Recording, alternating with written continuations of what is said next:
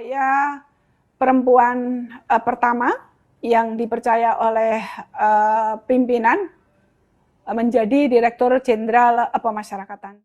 Perempuan kelahiran Ponorogo 2 Juli 1962 ini merupakan lulusan terbaik Akademi Ilmu Pemasyarakatan tahun 86 yang memulai karirnya sebagai petugas pemasyarakatan di Lapas Wanita Medan.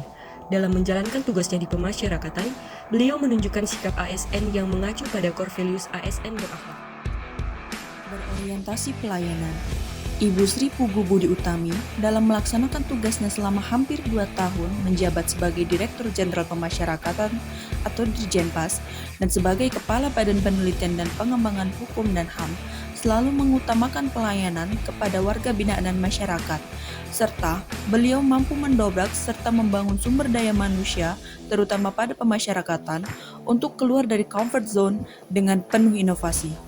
Sri Pugu Budi Utami merupakan figur yang cekatan dengan slogan kerja speed up dalam membaca kebutuhan masyarakat dan memberi solusi atas permasalahan yang dihadapi. Sri Pugu Budi Utami menegaskan apa yang sedang dibangun saat ini harus mengarah pada tercapainya akuntabilitas. Apapun yang dilakukan jika tidak akuntabel tidak akan memberikan kepuasan dan hati kita merasakan sesuatu tidak tepat telah terjadi. Jabatan yang beliau emban dimanfaatkan demi untuk kemajuan bersama, disertai dengan pengembangan pembentukan karakter.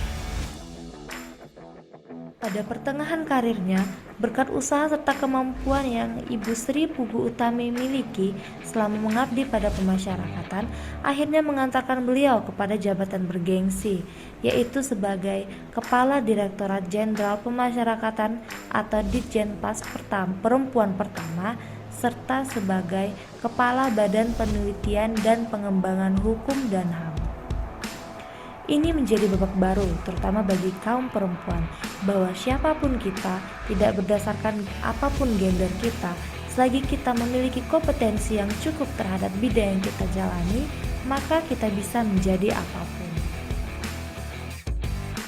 Ibu Sri Pugu dalam pelaksanaan nilai harmonis dicerminkan dalam bentuk kepedulian kepada sesama dengan memberikan bantuan. Contohnya adalah pemberian bantuan, barang bantuan penanganan dan pencegahan COVID-19. Tak lupa pula beliau mengajak kita untuk ada pada mode speed up saat melakukan pekerjaan. Namun harus tetap menjalin keharmonisan dan kekompakan kelompok, sehingga terwujud lingkungan kerja yang menyenangkan namun tetap fokus menjalani tugas. Sri Pugu Budi Utami melaksanakan nilai loyalitas di kehidupan kerjanya. Beliau mendedikasikan diri kepada Kementerian Hukum dan Hak Asasi Manusia melalui pikiran dan tenaga yang dikeluarkan.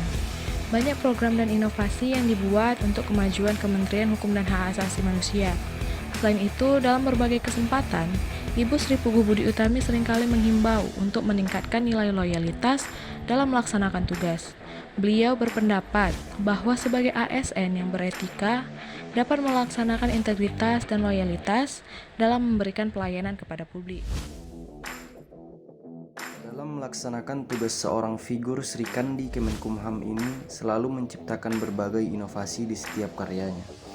Inovasi menjadi bagian penting dalam pelayanan. Ibu Sri Pugu juga menyampaikan harus ada capaian dari inovasi yang telah dibuat dalam bentuk pelayanan kepada masyarakat.